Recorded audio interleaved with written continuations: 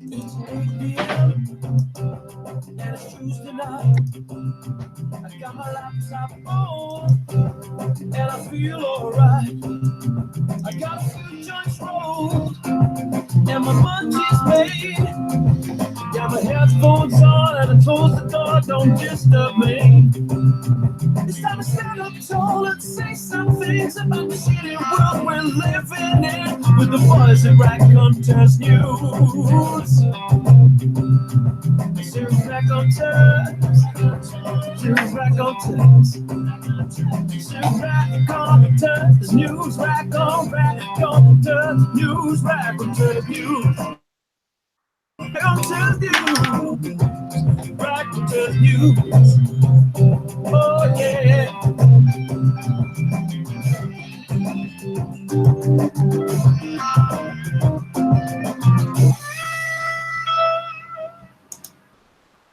Good evening. Welcome to Raconteurs News. It is Tuesday. It's Tuesday, the 18th of September, and we're almost at the end of another year. It's gone pretty darn quick, should I say. I hope you've had a good weekend. We've been doing some stuff. We've been to Holmes, myself and Andy. Andy was there for the whole duration. I just was there for Saturday, but it's still very enjoyable meeting some nice, good, honest, nice people, including myself. They were a mirror as well, so I did look at myself a couple of times. We've got a great show for you lined up tonight. Join us soon when he works out how to get on this. Paul Webster will be joining us, but at the moment it's just myself, Jason Holmes, and Andy Young. Andy, how you doing, mate? I'm doing great, mate. Really had a fabulous weekend. It was such a shame you couldn't get there both days, but for me, there was several highlights of the weekend.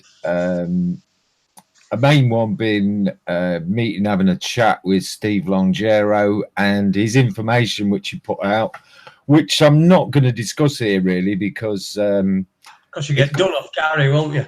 Yeah, it's gonna form part of the upcoming documentary Capel Green, and Gary asked people to not really put the word out, so I think that we're going to respect that, and hopefully he'll keep his powder dry until the spring of next year. But the unexpected surprise of the whole weekend was Friday night, just looking over in the corner, and there was Gary McKinnon with his wife. And what an amazing guy. He's an absolutely amazing bloke to chat to. Unfortunately, he kept, he was a bit like a ghost. He kept disappearing over various stages of the weekend. I don't know, maybe he decided some of the talks weren't for him and wandered off, but I didn't manage to swap details with him. So he did say he'd come on and have a chat with us sometime, but if I manage to get hold of him, we'll certainly sort that out. But yeah, over to tonight anyway. Yeah, we've got a good show lined up. We've got a guest who I've been watching. I've been watching some of his videos on YouTube. I'd recommend anybody watch the videos. I watched one, I think last week that this guy came to my awareness, and I watched one of his videos. I watched one this week as well. He's a targeted individual. He runs a little group, TI.TV. Listen, it's much easier for me to get him to explain everything. So welcome to the show. Welcome to Raconteurs News. Shane Gibbs, how you doing? Good evening, guys. How you doing? Yeah, not too bad. Long day at work. Bit of a rush at the end here because I don't use Google, I don't use Chrome or anything, so I had to download another browser quickly because I only use Firefox, Mozilla. And apparently Google Hangouts don't work on Mozilla. Yeah, it's something I should have. We had a chat on Sunday night. It's something I should have mentioned to you.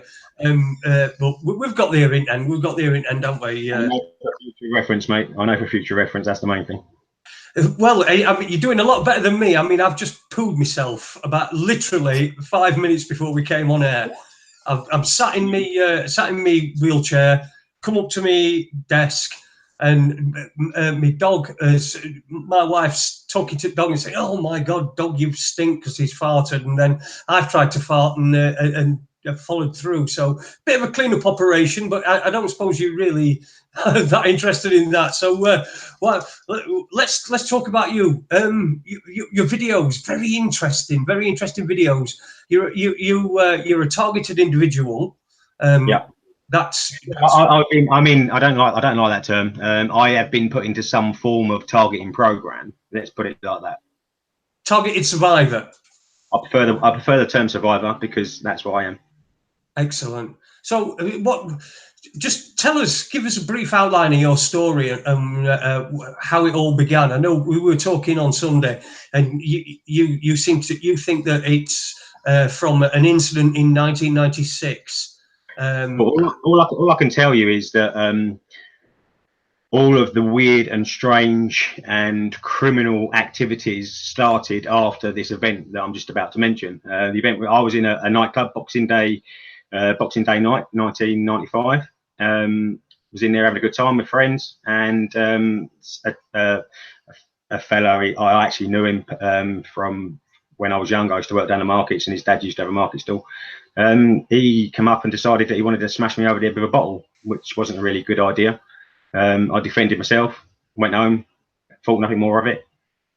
Following day, I was on my way to the gym, and several police cars, including a dog van, sort of sweened me in the road, literally cut me off in the road, dragged me out of the car, arrested me for grievous bodily harm with GBH with intent to harm. And that was the actual charge.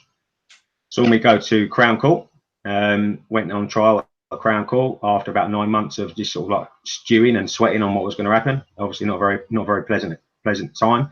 Went to court, gave my evidence from the club. I was acquitted of all charges, and the son of the Freemason was warned by the judge never to utilise the judicial system for his own benefits in the future, and if he wanted to mix fisticuffs with a man of my caliber, then don't come running to the court system and expect them to find a resolution to his stupid issue. So yeah, that's roughly the situation that I know that, because it was the following week that I started getting all of the well, I'll give you an example. I'll tell you exactly what happened. I went away on holiday, obviously celebrating my my liberty, and my flat was burgled and ransacked. Loads of problems with the police getting keys, the new keys off of the police, where they should have given them to my mother, but they didn't. They kept the keys. I think I flew back into England. It was early hours of a Saturday morning. Went down to and there was actually a note stuck on my door saying that your flat had been burgled and new locks had been fitted, and the keys were now residing at Ashford Police Station, which is where I was born, Ashford in Kent. Mm-hmm. So I popped into the station, expecting just to pick my keys up, and to be told that I needed to return the following Wednesday, because the officer in charge of the case wasn't going to be back on duty until that time. So I just informed them basically that I was going to go home and kick my own front door off, which is what I did, and that was really the start of all of the thefts, vandalism. It was just one occurrence after another. It was continuous. The following week after that, my car got covered in paint stripper. Someone kindly put obviously in some kind of squeezy bowl, and they squirted it all over the car, which like rendered the car virtually worthless. Yeah, and it was just escalated from there, to be honest with you. Thefts of vehicles, break-ins, things stolen out of garages, you name it, all sorts of stuff. It was all reported to the police. Nothing was ever done. And it was about 2011, 2012 when some really, really strange and nefarious things started going on in and around my home. People was coming into my house. They was destroying my property. They was attacking my dog. There was literally they broke all the locks. I couldn't lock any of the doors, which was a regular occurrence. I even went as far as to take all of the spindles out of. I just not long had new double glazing fitted on the house that I owned at that stage. They even took all of the handles off and took the spindle off, so they couldn't engage, so you couldn't engage the locking system on the windows. So I had to screw all the windows shut. Called the police several times. They came out, basically laughing in my face, saying, "Oh, why don't you get some CCTV?" Which is what I did. As soon as I went, I actually spent several £1000s on CCTV and security systems. The very day that I had them fitted, I went out to work. When I come home, they would be sitting there destroyed, broken up, not working, all corrupted. Called the police again. The officer came out after about 2 hours. I showed him the CCTV cameras that was just hanging off the wall. I had external and internal cameras. And he just basically laughed in my face and said no crime had taken place. So that was the really light bulb moment, if you like, just to let me know that the police was most certainly involved and complicit within what had gone on and what has gone on since that day. So yeah, it got really nasty. You know, I was seriously poisoned a couple of times. The dog was poisoned. The dog was smashed over the head. His eye was like dislodged out of his face. The thefts continued. Someone utilised my bed as a toilet. Seriously, it's just one thing after another. I printed loads of flyers to spread around the local vicinity, the town and the local area. About 10,000 I printed off. 2 weeks after I'd finished flyering the complete area, I got a bit. Actually, luckily, I had a car cam in the vehicle. I was coming home from a business meeting, and I managed to pick up the footage of a patrol car trying to run me into the central reservation of the M20 motorway. Wow. Yeah, and actually got blue lighted after that occurrence, and I just thought he was like stopping just to apologise and sort of like see if I was all right, etc. And I was quite shocked actually when he come walking up with his hand on his taser, sort of said to me, "Hello, Mr. Gibbs, can you follow us off at the next junction?" And I was like, "What on earth are you talking about? I thought you was just about to apologise for the horrendous, dangerous driving act that you just done in front of me on the motorway." No, we just want to speak to you. And I went, "What?" I said, "What are you talking about? You want to speak to me?" I said, "Am I under arrest or something?" He said, "No." But also at that time, I'd got out of the car, so the ignition was turned off, so the car camera footage cut off because it was powered by the vehicle.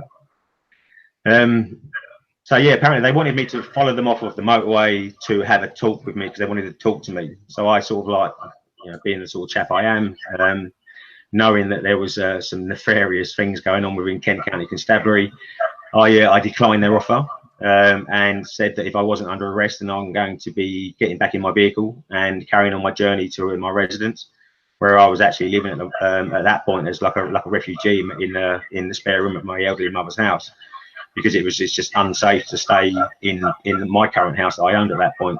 I was going to end up dead. The dog was going to end up dead. You know, it was getting that horrendous.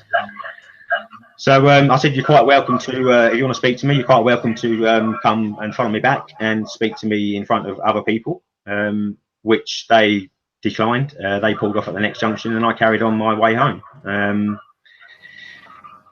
A couple of weeks after that, it was one thing after another. It's just been a continuation. I was walking the dog in the early hours of the morning. Well, not early hours, about 6:30, 7 o'clock. So it's like dusk time. I had a blue Staffordshire Bull Terrier, so I like to go out quite early just because he didn't get on too well with other male dogs, specifically like male staffs and that sort of thing. So it's just courtesy, really, and just to have a nice, peaceful walk with the dog, you know. And I came out of the woods with the playing sticks with the dog. Sort of noticed 2 ambulances and a police car pulled up on the side of the field. I thought, "Oh yeah, what's going on here?" And then as I turned round, I've seen 2 police officers, both brandishing tasers, walking towards me, saying that I was going, you know, I need to go with them. And I'm like, "What are you talking about?" I said, "I ain't going anywhere with you." And they sort of basically insisted and told me that I was going with them, whether I liked it or not.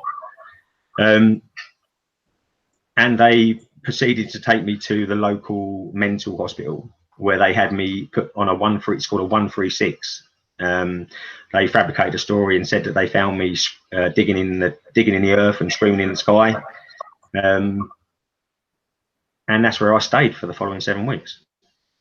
So we've heard this time and time again. We've had people on this show who have been. We had a surgeon who was sectioned after she'd been a whistleblower on the NHS. So we do know the Section 136. It's 136 of the Mental Health Act, in it. I think that's what. Yeah, I'm assuming so. I think that's just they just call it a 136, but I think it's that they're the category numbers that are on the Mental Health Act. Yeah. So you say that I mean, when you're talking about the initial incident that was 1996. Mm-hmm. Well, it's not. It was 95, but I went to court in 96. 95, nice. Well, it was Boxing Day 95, so we're not that far away. But it seems like it escalated in 2011 or 12. What you were talking about. Do you think there's anything that triggered that? Can you think of anything that would have triggered that escalation? Not at all. Absolutely nothing at all.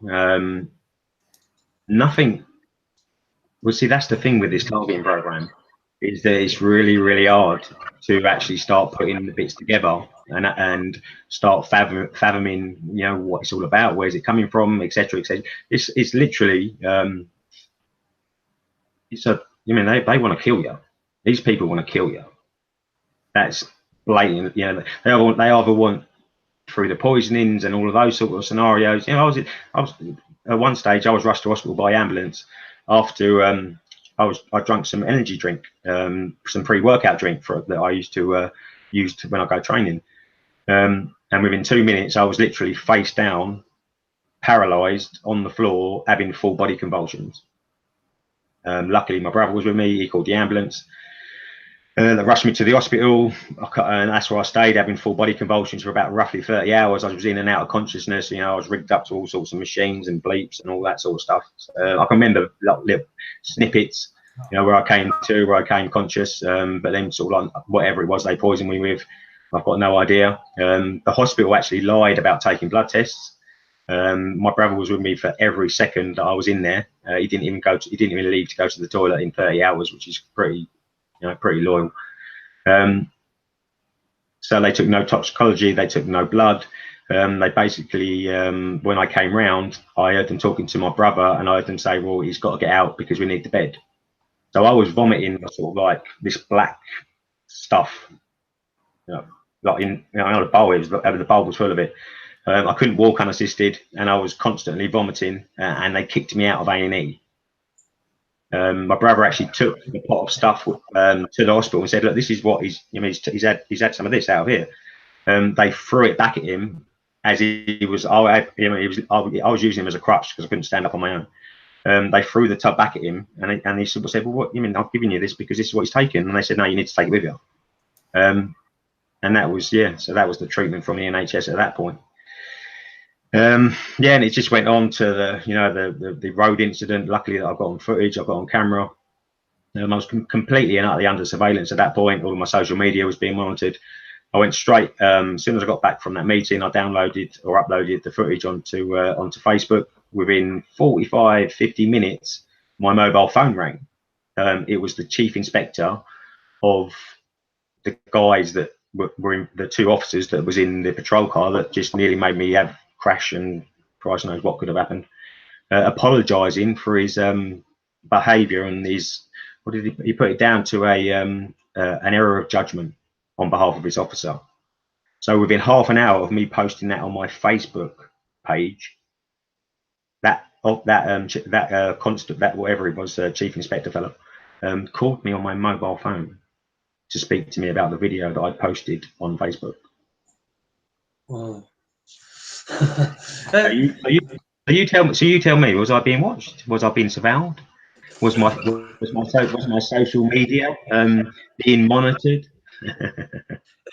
It's I know just that so social media is monitored. It's mad. It's cost me hundreds of thousands of pounds, the things that have been on social media. I just want to just let everybody know Webby's back on. He's on. How you doing, Webby? All right, mate? Yeah, I'm okay. The link that Andy had, it couldn't get on. Nothing was happening. So, but it's all sorted now. No worries. Hi, Shane. You all right, Paul? How you doing, mate? You all right? Nice to meet you. Here's the weird thing, Paul. That link that I posted the same link repeatedly. So it's not like you got a different link that allowed you to log in. But I tried the link 3 times. Nothing. It just kept saying, you're here on your own. Yeah. Never mind, you got here anyway eventually.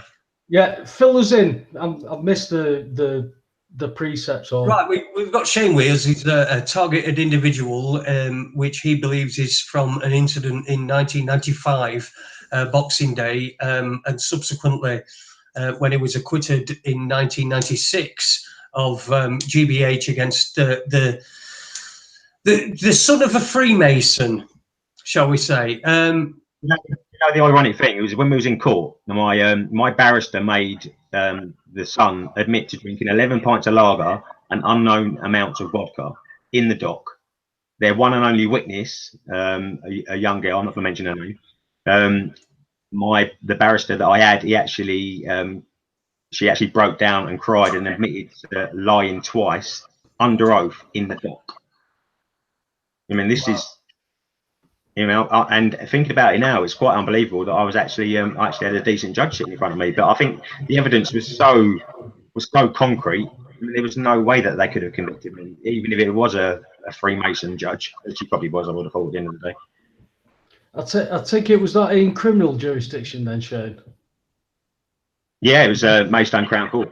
Yeah, but was it criminal jurisdiction? I don't know what you was in court for. GBH. The charge was GBH with intent to harm. Right, yeah. So that's criminal.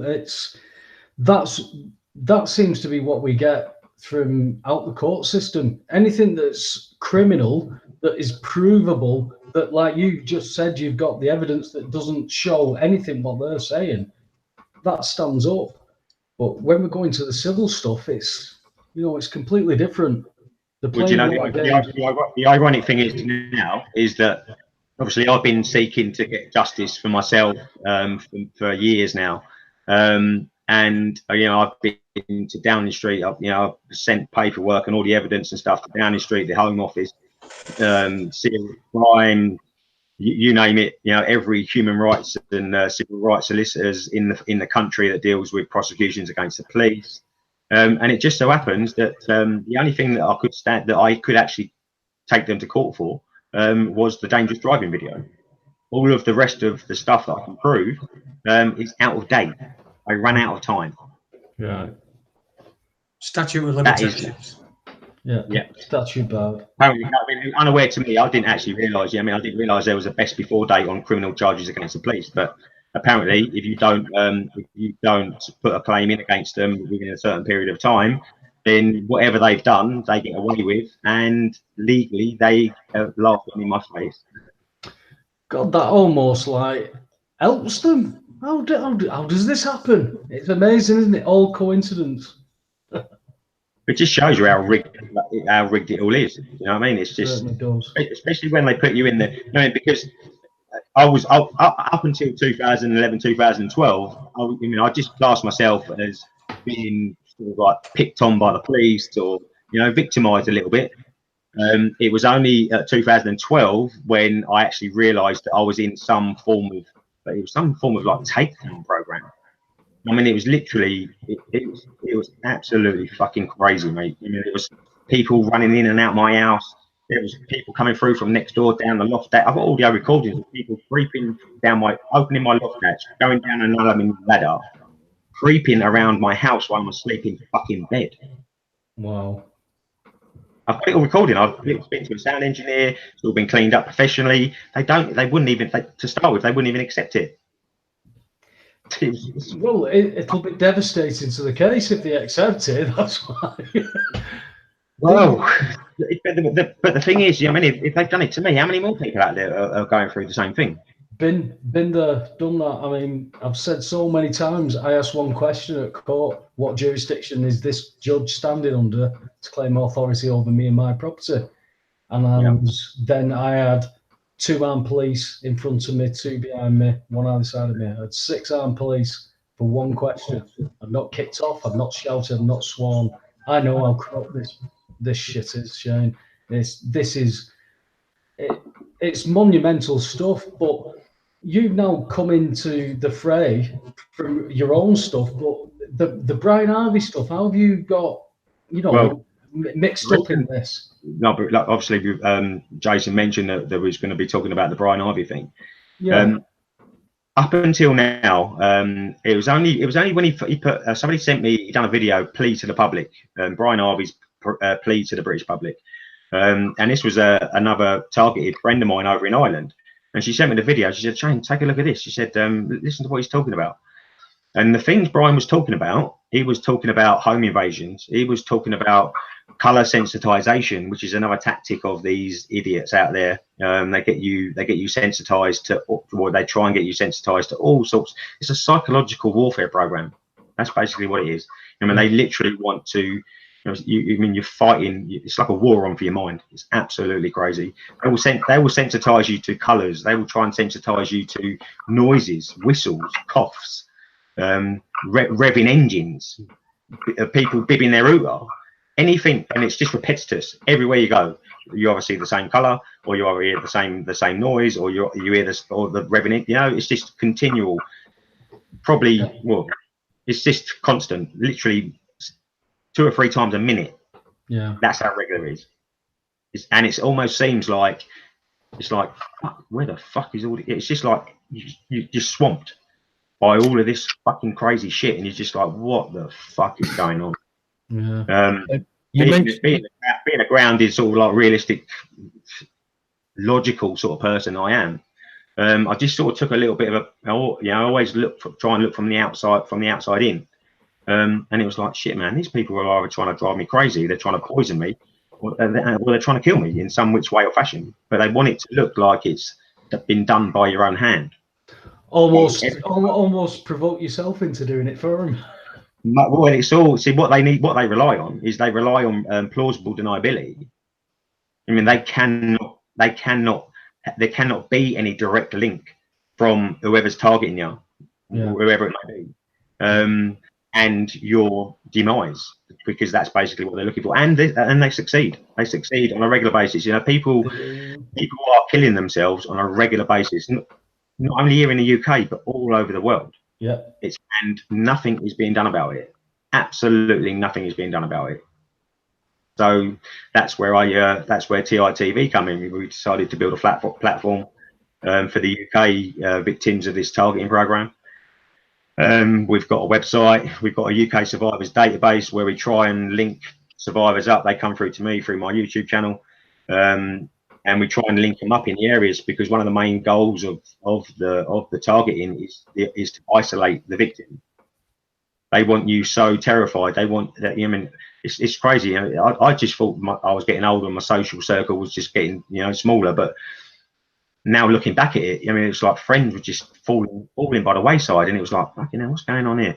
You know, where I'd go out, I'd be going out every weekend, or out to lunch and to the pub or whatever. And everything just stopped, and it was like really, really bizarre. People around the local neighbourhood, your neighbours and stuff that I used to do so much work for, because most of the people who lived in my neighbourhood was all elderly. So they was round to me, Shane, can you do the guttering? Shane, can you do this? Shane, can you do that? So it was like, I mean, I was well known around there. And then all of a sudden, it's like something had terrified them. It's like when they saw me, they'd seen some kind of monster. So it was pretty obvious that there was some kind of character assassination, some kind of slander campaign-y type scenario that was gone on around my local neighbourhood. I spoke, one of the tactics they make out that you're a drug dealer or a prostitute or a paedophile or anything that the normal member of the public would go, oh my god. If you've got someone with a badge standing in front of you saying, oh, I want to speak to you about this guy that lives up the road there, 95% of the British public will just jump on board, because they don't know no different. They're programmed to believe coppers. They're programmed to believe they're doctors. They're programmed from birth, as we all are.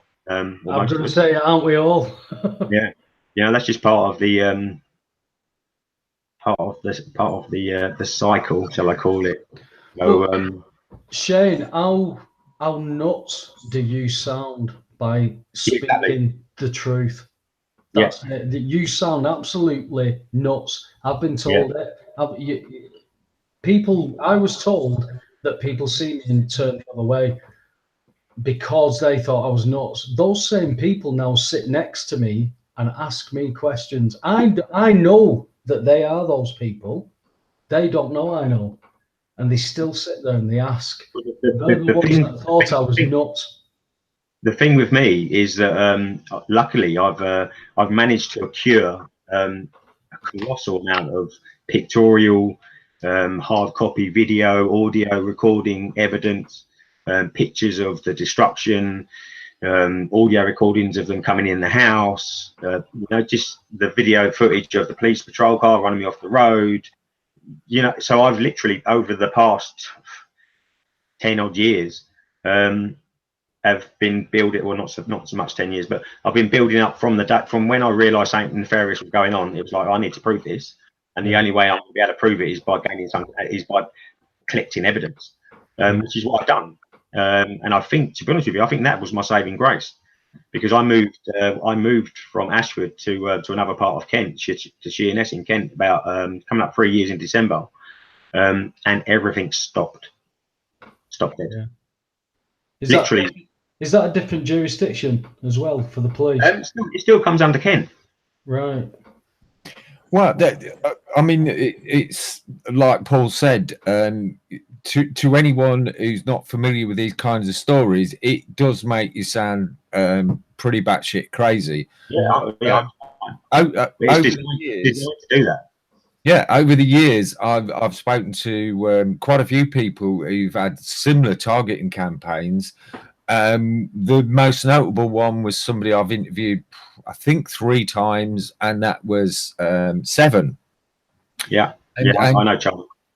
Yeah, her story had got quite a few parallels with yours, but I just know we've got it seems we've got a few TIs have joined the chat on YouTube.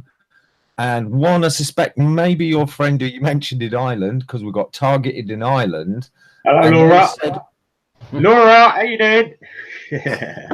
Hi, Laura. And she said, is indeed Laura, has said, once placed on a watch list, contractors sell you on to different projects.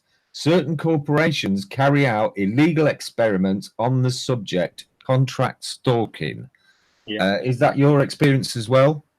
Yeah, very, very similar. Very, very similar. It's standard protocol. You know, there's a whole another aspect of this targeting, which we call electronic harassment. Well, there's many actually, and I can even prove that, because the house that I was the room that I was living like a refugee in my mother's house back in Ashford, it was the bedroom that I was supposedly to sleep in. I walked in there one day and something almost knocked me off my feet.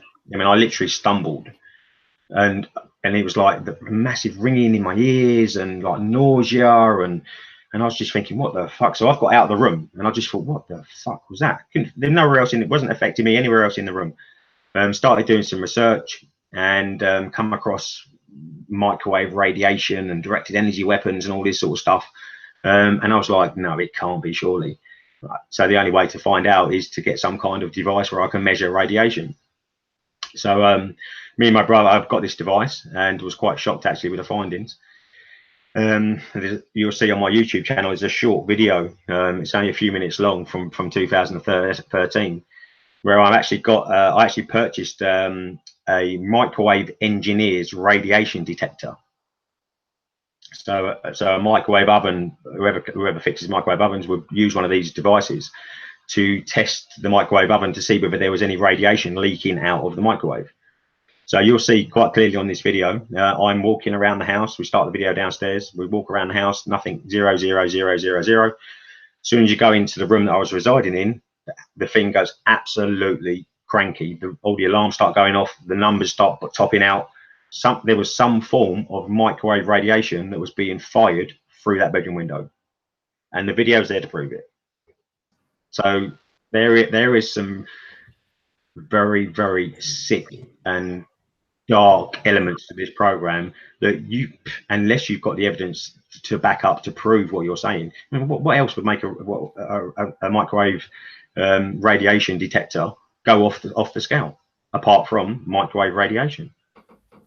You know, there's no rocket science behind that. It's pretty easy to understand. No. So yeah, you know, who's going to where'd you take that sort of evidence? Well, You know, who'd you make answerable to that? You know. Well, we've had recently on Mark Steele, who's an expert in those frequencies, and he's talking about Gateshead Council up in Newcastle way. They're actually using this 5G network stuff that are microwaving people. Yeah. And he's in court. He can't talk about. There's a gagging order slaps on the fella now because he's discussing real things. Do you know what I mean, Shane? It's like we're talking here now. We're talking about real things. Anybody who's listening to this, and I know straight away, my mind will go to friends of mine who I talk to who know about this radio show and they listen. They're not going to believe that you're targeted by anything. But these are the same people that don't understand that. I remember technology. It must be at least 15 to 20 years ago, where you'd walk into HMV, the big shop, music shop, and there'd be a square on the floor. And as soon as you walk into that square, you hear music. You step out the square, you don't hear music. Projected sound technology, yeah. And this is resonating inside your skull. If somebody is sending voices to someone targeted, they are going to believe. They're not good. Well, I'm going to say they're going to believe they're not going to know what the hell is going on, because believe it or not, everybody hears voices. Normally, it's yours. Normally, you communicate with yourself. Yeah. This is provable technology that they are using. So for anybody who would just dismiss this out of hand, it's ridiculous, because there is at a certain point, Shane, people like me and yourself, stuff happens in our lives that take us to a point where we go, hang on a minute, this isn't right. It happened with me with the courts, and you know, I don't know what time we're on, but bills of exchange, 38 minutes. But the bills of exchange, it's everything. Everything, right? That's what affected me. That's what smashed me. Was that a private joke or something? The boys are cracking up. Yeah. Apparently, I mentioned the bills of exchange once or twice. Listen, his middle name is Bills of Exchange. Listen, Shane, you mentioned your brother quite a few times. How does he fit into this? And has he been targeted, or is Dean? See, one of the things, and it's something that I've got to get over really. But Dean is he's 2 years younger than me. He's a veteran. He spent 7 years with the Princess of Wales Royal Regiment. Done 2 tours in Northern Ireland. Just before the end of his second tour, one of his friends got blown up, and he sort of like left the army with PTSD. And not long after he returned back to England, his PTSD hadn't been diagnosed, and he wasn't really around then. To be honest with you, people they used to call it shell shock or whatever. And he used to sort of like get to cover the demons and cover the stuff that was going on in his head. He used to drink alcohol. He got out of hand with the mother of his kids' place one day, and 3 carloads of coppers turned up from Ashford Police Station, and this was like just around the time when they was just bringing out the CS gas, and they hadn't, and the CS gas that they utilised when they first brought it out was like a very, very mild form of like a mustard gas, rather than the pepper, the cayenne peppery sort of stuff that they use these days. And he had some kind of reaction to it. They nearly killed him. He was on life support for several weeks. His whole top half from his shoulders to his head was one complete blister. The chemicals are still in him, because whatever it was, he's got all of the, he went up for and had pap tests and skin tests, and he's got testimonies from you know, real top skin doctors and all that sort of saying that, you know, this is some kind of CS gas, whatever it was. And they haven't even they didn't even apologise to him. They've just left him stewing. After that, and what gets me is because it happened after my event and my initial stuff. It's like I don't know whether they've done that to try and get to me, you know. So it leaves you with that question, doesn't it? Yeah. Especially if you're in that scenario where you're thinking about all that stuff, and then something like that happens. It leaves you. It leaves you with that. But you know, you're talking about like your skin, which is the biggest organ of your body that's going to take all that in. We talk about environments on this stuff, you know, the geoengineering and all that kind of caper.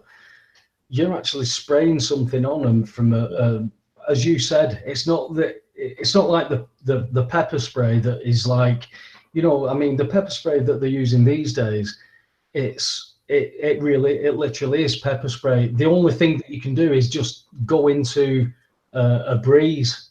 Don't touch it. Don't put water on it. Just breeze. That's not the chemicals that what you're describing there. Apparently there was 5 coppers that was on the floor, and they each emptied their full can over his shoulders and head. I've got pictures, but I'm not going to show you. You'll see them on various videos of mine and certain videos of TI television of him laying there on a life support machine, looking like something as well, just blisters and redness, and his hair's gone, and it's just. Yeah. Also, I want to make the point that if they had a go at your brother and did this to your brother, as in your mind, you think that it may have been a way of getting at you. That is also a big responsibility. That's a lot on your shoulders, isn't it? To think that your brothers had to go through that simply because of you. Yeah, it's a lot to deal with. It's a lot to deal with. But yeah, and like now he still lives quite close to Ashford, just on the outskirts, you know, and he still gets, you know, he gets all of the followed by police everywhere, you know, people going in his house when he's not there, putting stuff. He's got a vaporizer, you know. There was even like cracking open the tops of his vaporizer bottles and putting like whatever, it smelled like piss, to be honest with you, in his vaporizer stuff. Do you know what I mean? This is the sort of shit they do. I mean, these people are absolutely. This is, you know, I don't think there's any words that you can actually use to describe them. You know what I mean, they're so cowardly and so disgusting in the things that they do. And I don't know whether that's just because that's the sort of people they are, whether they're fucking psychopaths or whether they're just, I don't know what, I don't know. Maybe they're mind controlled or whatever. I think you've got to take it back a little bit. Pardon? I'm sorry for interrupting. I think you've got to take it back a little bit. These people that are operating in this system, I know good men and women who are police, were coppers. They're no longer coppers. One in particular sells double glazing, and I said, "Why have you done that?" And this, I'm going back 15 years now. I said, "Why have you done that?" He says, "Because policing is changing. We've had ex-coppers on the show who've told us all this. They saw in the 90s all this stuff coming in. Yeah. The police that you're talking about, there's no requirement to understand law. They follow orders. And that means an IQ level has got to drop to a certain point where people will not go, hang on a minute, should I do that? Should I follow that order?" And that's what the policing we've got. That all depends. That all depends on what oath they're honouring at the time, doesn't it? But again, you're talking about a man or a woman honouring an oath. They swear an oath, but then they're told this is how you police. And no, I'm talking about whether they're honouring their Freemason's oath or whether they're honouring their policeman's oath. Well, again, going off people who I know, the Freemason stuff doesn't even come into it. They're watching Love Island, Shane. They're watching EastEnders. They're doing all the ordinary stuff, and then they're going, "I don't understand this." I said, "Then why are your colleagues red keying Holmes to let bailiffs in? Yeah. Well, we don't know. We don't know that. I had a copper at a British Gas. British Gas wants to fit a meter. And I had a copper who put his hands on the back of a warrants officer, pushed him through the gate onto private property. That copper has just breached the peace. Yeah. And it was only when I showed him Section 26 of the Criminal Courts and Justice Act, and he read it, and I saw his face drop. He went, "They've never told us about this." I said, "Why would they tell you? You wouldn't do what you've just done." He went, I said, "If this man decides to go to court and take you to court for breach of the peace, do you realise, according to this act, you are facing a custodial sentence?" And you could physically see him shaking because he'd never seen any of this. And that is the people that are going into the job. They think they are something because they've got a uniform on, whatever issues they may or may not have, but they think they are something, and those people who think they are something and they think they are better, they're the people that are promoted. I know the civil service and how it works, and people who are being recruited right now are being told to go on a fast track scheme. It's happening in the prison service, it's happening in the police service. People are joining now, and within 6 months, they're a governor. They've not even got any boot, no dust on the boots from a landing, nothing on the police. So everything is being compartmentalized. And then when somebody like yourself is like going to stand up and say, "I don't think this is right," you are going to be targeted. You are going to be made an example of. I mean, I had security staff coming up to me at court and saying, "I don't understand why they're calling the police on you. You've done nothing." I said, "It's because I'm asking questions and they don't like it." Well, the town this happened when I was born. It was like a small little market, cattle market town. It's a tiny little. Well, back then it was a very, very small population, but quite a haven for dodgy coppers and Freemasons. So it turns out. Shane, you mentioned, I believe, that you were originally, and all this began in Ashford in Kent, yeah? That's right, yeah. That's where I was born. I come from Ashford. Right. Okay. Well, I've just had a little thought about that, and it's occurred to me because I've only ever really spent time in that town once. And the reason I spent time in that town was because I went to the depot of a certain army corps. I'm just thinking, is there any coincidence? I know there are such things as coincidences. No such thing. But unless I'm sure most of our listeners are probably not aware of which corps of the army is headquartered in Ashford. It's the REMI, isn't it? It's the engineers. Oh, not the one I went to. Really? Mm. Which one did you go to then? Army Intelligence Corps. Oh, really? Yeah. Are you fucking joking? Oh, no. Will? Oh, my goodness. I went down there in the early 80s. I was, for my sins back in those days, I was actually trying to join the army because I've got a bit of an aptitude for learning languages.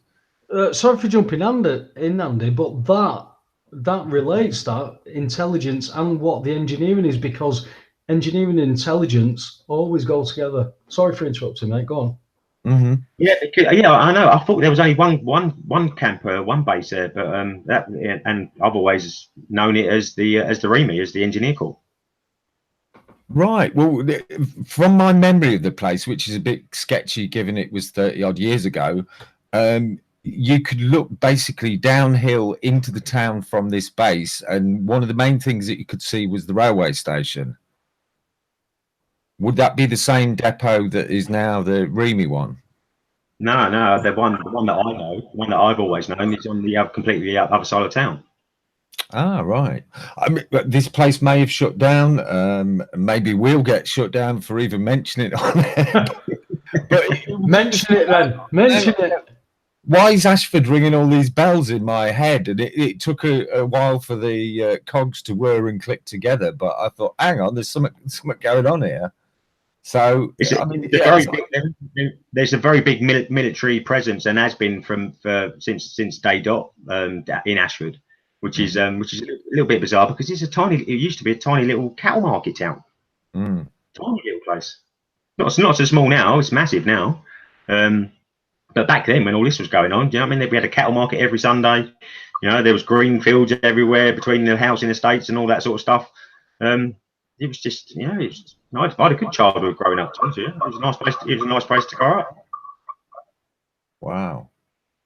Oh well, there's a possible avenue to explore because. But there's definitely a military element in, and because not only was I getting all of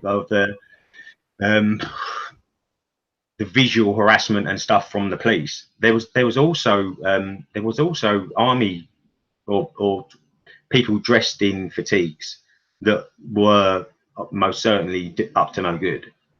So yeah, quite possibly. You know, this is known as a military psychological warfare program. So you know, take that as you will. But I didn't know there was an intelligence corps in Ashford. Fuck it, that explains a lot now. Well, my experience there was quite amazing because I did this, all the tests that they did, and they actually gave me a date to join and a book and a travel warrant and all this shit ready for joining. And then I did another interview, which some very bizarre questions and statements were made. And then suddenly I got a phone call, having been told that they were desperate for linguists. Sorry, no vacancies. So I actually phoned the depot and spoke to the guy that interviewed me, and he went, "That's ridiculous." And then he pulled my file out and he went, yeah, forget it. And that was all he said. He wouldn't say anymore. Were they looking for cunning linguists? It may have been that. Yeah, I was quite expert in that field, but yeah, I mean, I've never done languages at school or anything like that. I just seem to have a bit of an aptitude for it. They give you like a made-up language to learn, and then bombard you with questions, try and make you forget it, and then give you a test on it. And apparently, the marks I got on the test were quite incredible. But thankfully, they didn't want me. Yeah, well, I just want to say, Webby, please, will you stop it with the quotes and the jokes, because my wife already thinks you're a comedy genius for the Christ on a bike situation that we had last week with Tony Farrell. Oh, mate, Jay, if I'd not have said that, I'd have killed myself all week because it was there. I was trying not to say it, and I thought, no, I've got to say it. just to let you in, Shane, so that you know, we had Tony Farrell on last week, and one of the songs that he wanted to play was something called "Jesus on a Bus," to which. We just couldn't find it anywhere. We could not find it anywhere, and Webby just came up with "What About Christ on a Bike," and I think we all about fell over. Then my wife did it especially.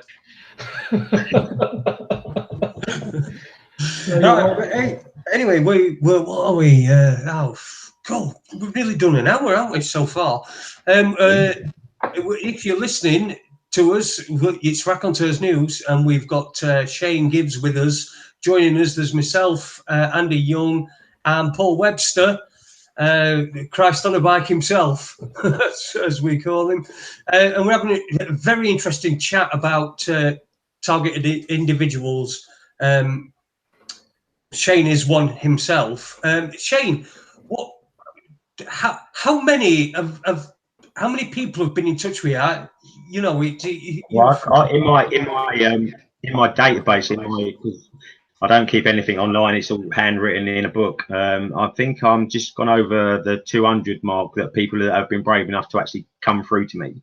But in my estimation, you can't put a figure on how many people are going through this. You can't put a figure on how many people are sitting in mental secure units that are there because they're targeted. They haven't got a clue what's going on. You know, how many people have committed suicide that were targeted and pushed to suicide through the targeting? You know, I would not be able to put a number on that. But in my estimation, I reckon there's hundreds of thousands in this country. I think, Shane, that people don't realise just how localised it could be, because when you start talking about, if I was meant to talk about targeted individuals, you'd start talking about the film with Will Smith in, what was that called? Enemy of the State. Enemy of the State. That's the type of thoughts that it generates. But the fact that I went to my local county court and asked questions, and then armed police, and over the first 5 hearings, Shane, I had over 30 coppers in the first 5 hearings, video evidence gatherers, everything. I asked a question. That was it. That was targeted. It was definitely targeted. Now, I know the police are called, as a matter of fact, from a case in 2011, which Roger Hayes in Birkenhead tried to make a citizen's arrest of a council tax judge, because it's not a court. It's a private room hired for the day. The judge hired for the day. It's not a courtroom. It's all private business. Council tax court's not a proper court. No, not at all. Not at all. No, not at all. The councils are actually writing and printing their own liability orders. It's not touching a court. It's almost like dipping it into a court. Like, you've got the paper in your hand and they open doors there and you go, gone in a court. Now it's out of the court. That is it. It's just an illusion to get people into that room, so they can and be answerable and admit whatever. And because you've gone into that court, you believe that court building, you've gone into a room, you believe you're in court, and you're not in court, because council tax is a commercial property tax. So they are charging you for living in a business. They write to your corporation, they write to your business. Everything is corporate. So you're not liable for council tax. People are starting to realise this. People are starting to realise that liability orders are not going through courts because it's illegal.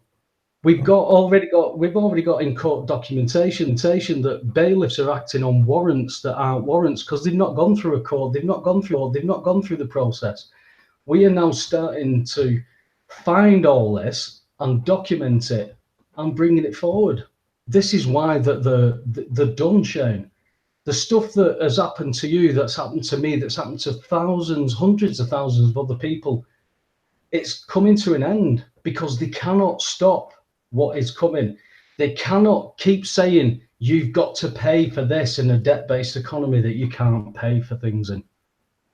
If I can just jump in there, chaps, I often sing the praises of the chat room and what a smart bunch we've got in there. And my ramblings about the intelligence corps has obviously triggered society, this spectacle. And I don't know whether it's first-hand knowledge or he's done a little bit of digging online. And he's come up with the Joint Services School of Intelligence, which has now perhaps replaced the Incorps depot that I went to. Yeah. And he said it was based at Templar Barracks. Barracks. No, that's the same barracks that I know. Templar Barracks. It's on Templar Way. Really? So Templars, bit of a clue there, isn't it? just a bit. Full of symbolism and satanic symbolism everywhere you go. Templar this, Mason that.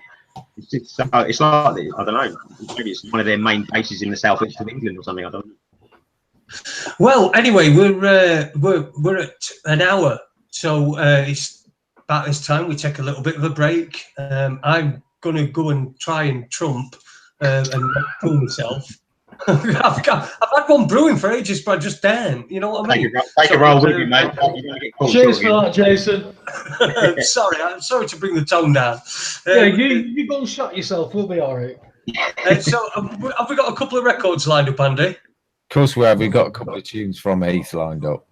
Excellent. All right. Well, we'll be back after these two tunes from Heath Dweft, and we'll see you on the other side with Shane Gibbs. Good on, Heath.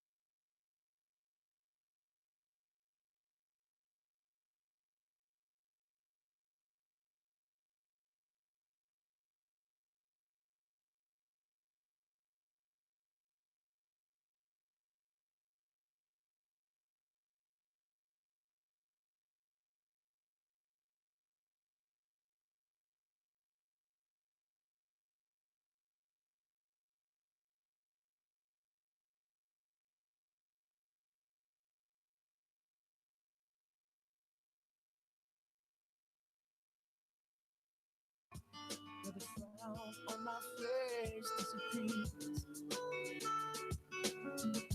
Take me down to my boat on the river, and I won't cry out anymore. Take me down to my boat on the river, and I won't cry out anymore.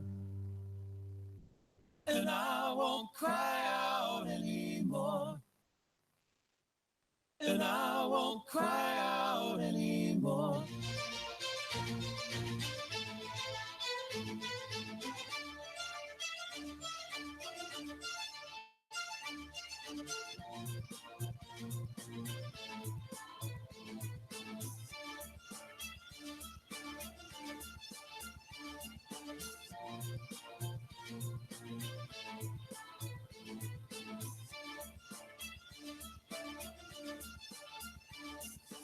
Too many Florence Nightingales, not enough Robin Hoods.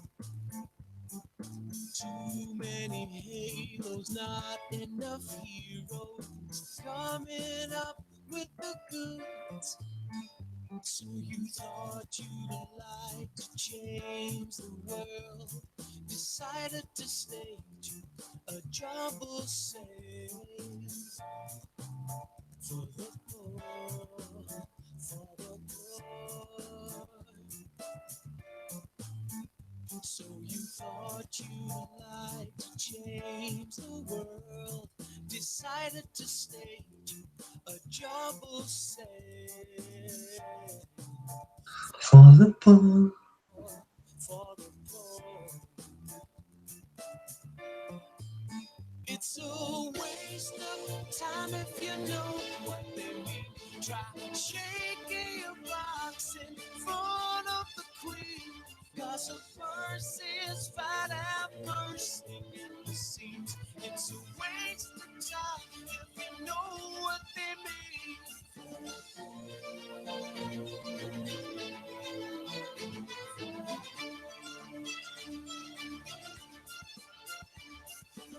Too many hands and too many pockets, not enough hands on heart. Too many ready to call it a day before the day starts. So you thought you'd like to see them heal, got blue beat at the stage and a beat for the poor, for the poor. So you thought you'd like to see them heal, got blue beat at the stage and a beat for the poor, for the poor. It's a waste of time if you know what they mean. Try shaking your box in front of the queen, 'cause her purse is fat and bursting in the seams. It's a waste of time if you know what they mean. A waste of time if you know what they mean. Try shaking your box in front of the queen, 'cause her purse is fat and bursting at the seams. It's a waste of time if you know what they mean.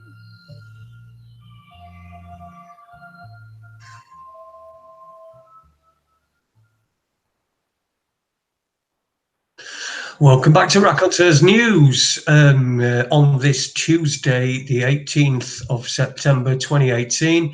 Hope you're all well. Hope you're all in good form. I've seen some really good things that I just wanted to share with you, but I'm not going to do that because we've got to spend this time with our guest this evening. So welcome back to Raconteurs News. Shane, how you doing, mate? Good break. You need to. Not bad. How did yours go? Listen, I was just saying to my wife, I've got this I've been in a wheelchair now for a few months, and you'd think with the amount of stuff I have to do with my arms that my arms would be like bulky and muscly and everything, but I've still got the gayest, weediest arms in the entire world. So you know, if you want to bulk up, I must admit they are a little bit Mr. Muscleish, aren't they? it's oh yeah, it's family trait. My dad calls them Holmes arms and legs because my legs are the same. My legs were well, sorry, my leg. The one that I've got left, but the other one was the same as well. I was really skinny and weedy, and even when I became really fat and I had a great big massive spare tire, and my arms and legs were still really, really weedy. Anyway, let's get back to you and your. Where do you want to go next? What do you want to talk about? Your TITB. Yeah, my story is all over. Is all, you know, you find it on you know, the whole lot is all on my YouTube channel. Anybody who wants to go and have a look, Shane Gibbs, Targeted Survivor from the UK. Effectively, what I'd like to talk about in this part of the show would be what we are trying to do to help the TI community within the UK. With little to none resources, we've actually got quite an active website full of all sorts of information, www.ti-television.com. You can find us on YouTube, where you'll find various testimonies and various programs that have been put together and put up onto the channel by one of the team members, who does all the editing and takes part in the filming and interviewing and all that sort of thing. We've got a survivors database, like I mentioned earlier on, where we're collecting as many survivors' details as we possibly can, and slowly, and it is a slow process, because you know, one of the things that this program does to people is it dehumanizes you. You know, your trust element just disappears. You don't know who to trust. You don't know who you can talk to, who you can't talk to. It's all part of the program. You know, it's a psychological head fuck from day one. So we've got the database that's building slowly but surely. We've got over 200 contact details for targeted survivors here in the UK. We have got a helpline, a live active helpline that another member of the team answers the phone 2 hours a night, 7 days a week, to targeted survivors that don't want to make themselves public due to fear, because that's what the program's run on. We've got national flyer campaigns. We've got the helpline. We've got, it's just, you know, we've tried to build a platform where people know that they can actually come and interact with us in a very, very safe environment.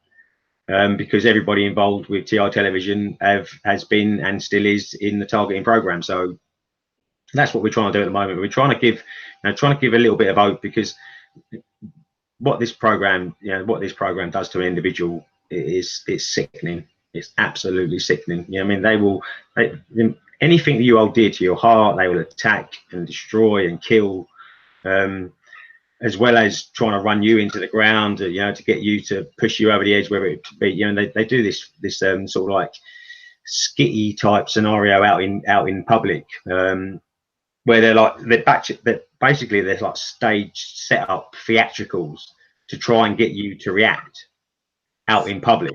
Can you give some examples of that?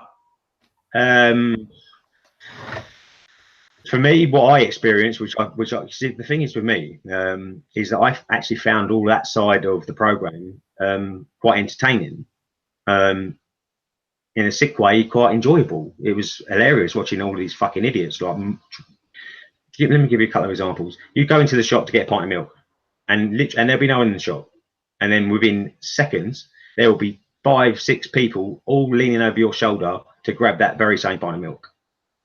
You go to the bank, to the ATM cash point machine, so exactly the same thing. You'd find, I mean, because you always find yourself, for me personally, it was like I never stuck to the same. You know, I went and, you know, in the end I was going to different petrol stations and different shops for this and different shops for that, and I'd go to another town and use an ATM there, because if you've got, you know, especially if you stay within the town and you keep your, I mean, they know what you're doing, they know where you're going.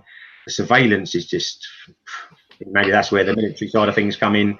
There's you know, talk of sort of like military grade see-through wall radar systems that are used, spy cameras and audio recording devices and all, and you know, that's the low end of the tech. You know, I won't go into the higher end of the tech because it's probably not applicable at this stage. But I mean, some of the stuff they got out there at their disposal, people would only sort of put it as down to a Star Trek episode or a fucking sci-fi movie. But I can assure you, this stuff is very, very real. And yeah, so it's like mobbing. They call it mobbing when you get mobbed in a shop or mobbed out in public. You'd get people walk past you and spit at you, spit down at your feet, and you know, it's just fucking crazy. Absolutely, I mean, it's crazy, absolute. And to anybody that hasn't experienced it, certain people, if you're awake, then yeah, you can take it on board and you can understand. But some normal member of the general public would just be going, "What the fuck are you talking about?"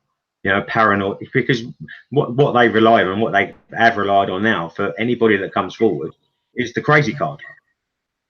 Yeah. Is the, oh, you've got a mental illness. I mean, you think people are following you around, you think people are entering your house, and you think people are doing this, and you think people are doing that. Oh, you're mentally ill. Let's look in our little manual. It's called a DSM, Diagnostic Statistical Manual for Mental Health Conditions. And you look in that, and you've got there's actually a condition. If somebody goes into a doctor and says that they think they're being stalked or they think they're being targeted by the establishment, there's actually a diagnosis for that. And that's what they're doing. They're putting people in these establishments through mental health, especially people who are challenging utility bills of exchange. I know people personally who they're doing it into a secure unit. I spoke to Jason about it. I spoke to Jason about this woman had been put in a secure unit because she was challenging the utility bills through that. And you know, it was the strange factor of it all, Shane, was it was her own daughter that was trying to help her, thinking that she was mentally ill by her saying that I can't pay for this bill. You know what I mean? It was her own daughter that actually forwarded this. They held her for, I think it was 70 odd days. It was Jason who I spoke to because Jason's had experiences with people being sexually under this stuff. See them places, mate. Them places. Then, you know what I mean, if you want to go to hell, go and spend a few weeks in one of them places. I mean, it's fucking shocking, absolutely shocking. I mean, when they first put me in there, I mean, because it was like, what the fuck are you doing? I know this is involved with all of this targeting bullshit. You know, you tried to kill me on the motorway a couple of weeks ago. They ended up sort of like force drugging me with this, whatever the fuck it was, just literally put me out for 3 or 4 days. And after that point, it was like, if you behave yourself, we're not going to inject you. You have to take these pills. And I just put them under my tongue and spat the fucking things out. Exactly what they did with my friend. Exactly what they did. The liquid cost her and then said, I didn't take these tablets. You take these tablets on your own, and we don't have to do that. And she had to do exactly the same as what you're saying there, Shane. Yeah. I mean, they queued you up like you was at fucking school dinners waiting for your fucking lunch. Yeah. You know, I mean, med's time now, chow, and then everyone would scurry off.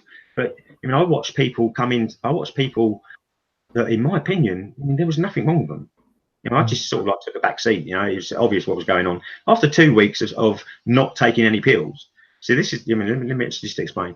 They put me on this fucking, what was it? They wanted me on this diazepam, olanzapine, and this, and that was to start with, right? After a week, they went, "Oh, you're doing really great." I was spitting every one of these fucking things out. I never took one of them.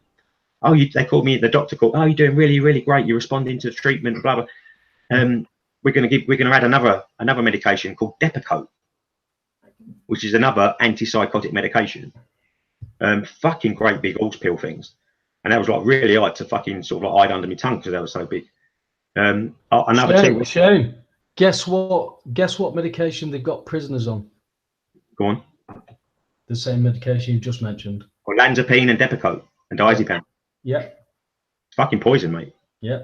I know it's poison because I watched. Amitriptyline's a good one as well. I don't know. I really couldn't tell you. But I watched because I've always, like I said earlier on, I've always sort of like been the sort of, I'll be in the background and I'll eyes looking in sort of thing.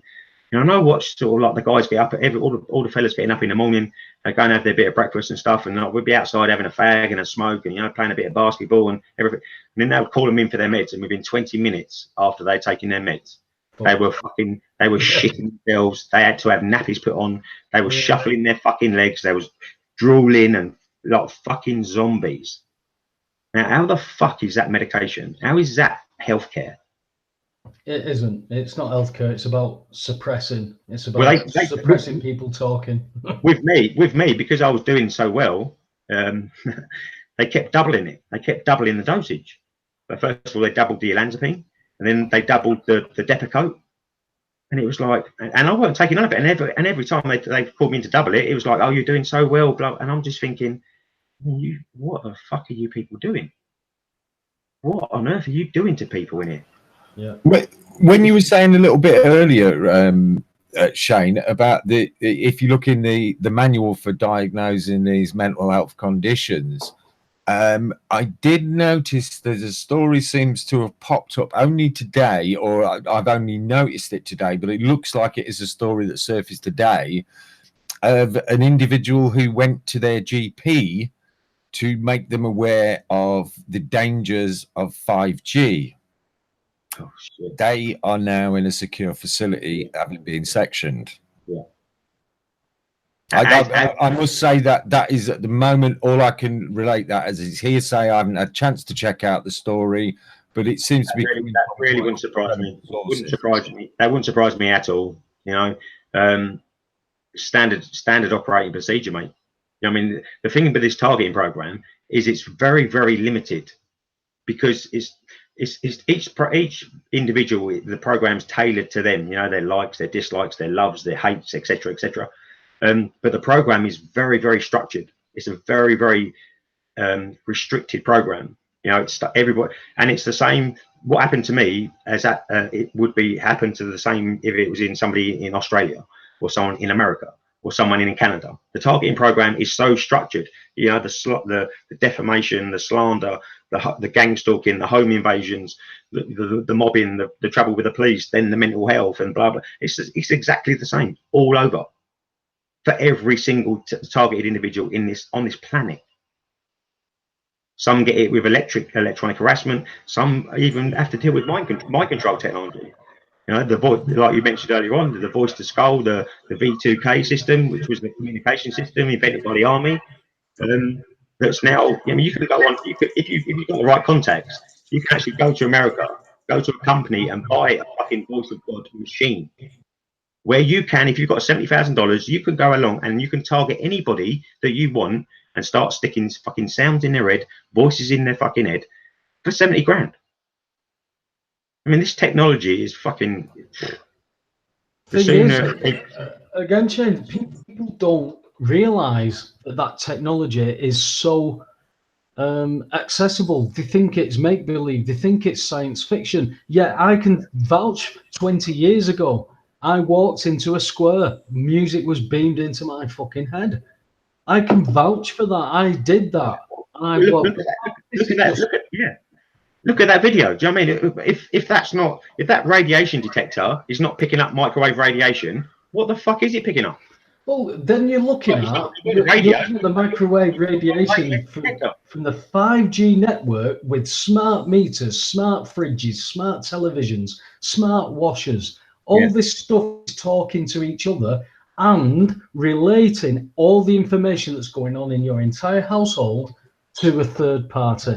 That is not a theory. That is what they tell you is going to happen. But then you've got to add to that equation. You've got to add the fluoride in the water. Then you've got to talk about the crap they're spraying in the sky that everybody thinks like is a normal fucking cloud. It's like, what the fuck? I mean, where 2014, in April 2014, the Daily Mail put an article in that I underlined for everybody at work who was calling me a nutter.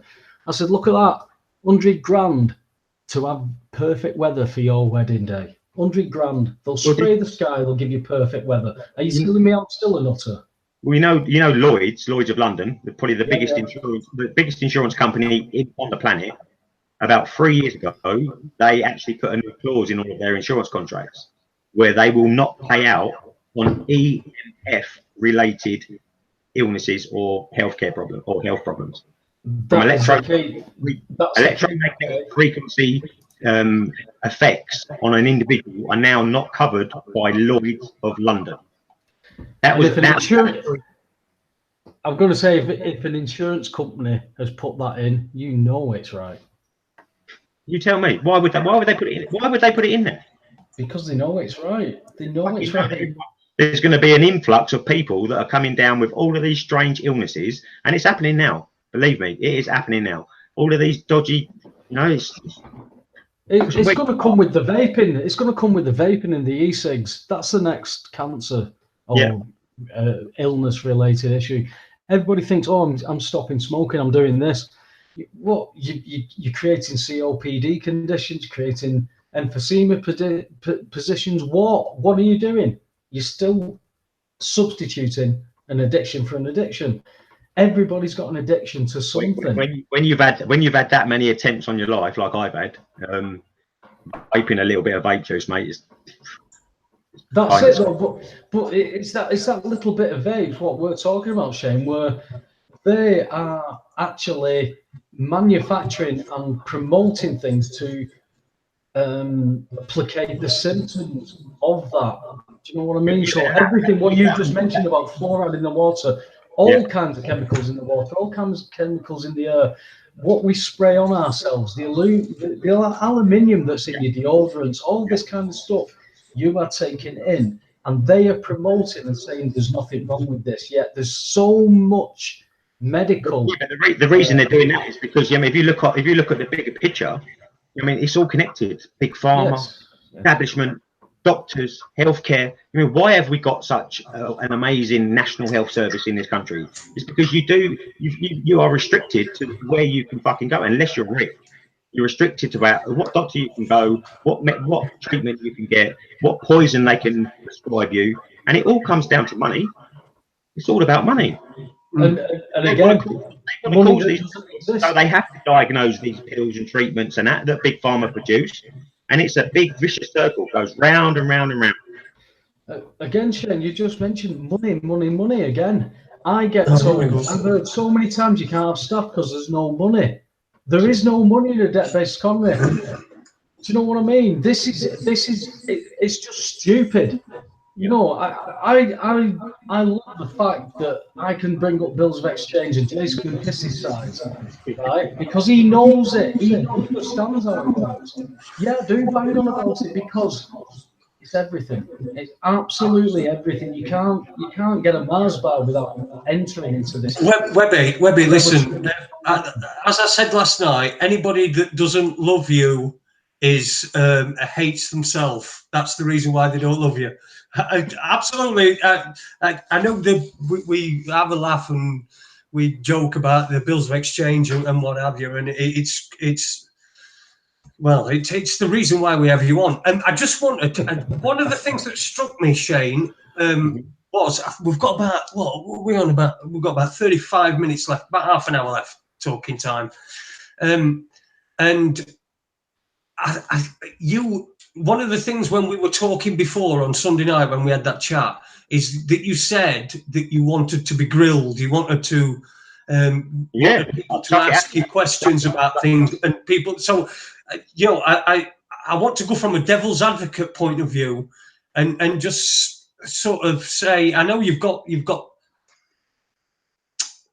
evidence, but that's only any good if people listen or look at it or listen to it, isn't it? That the evidence is.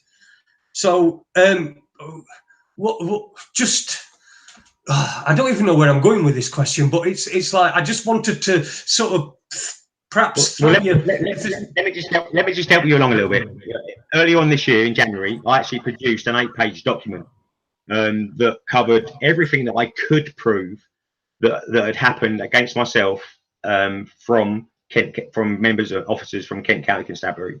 An 8-page document. So that can all be backed up with paperwork. You know, I even got fucking arrested for stealing my own car at one point.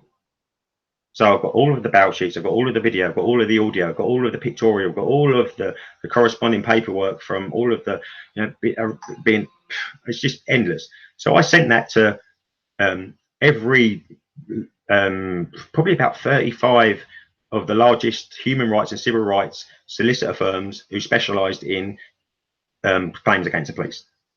Every one of them sent me a letter back apologising. We're too small, we can't take on your case, we haven't got the capacity to deal with this case, we suggest that you speak to these people. It was just an absolute waste of time and money.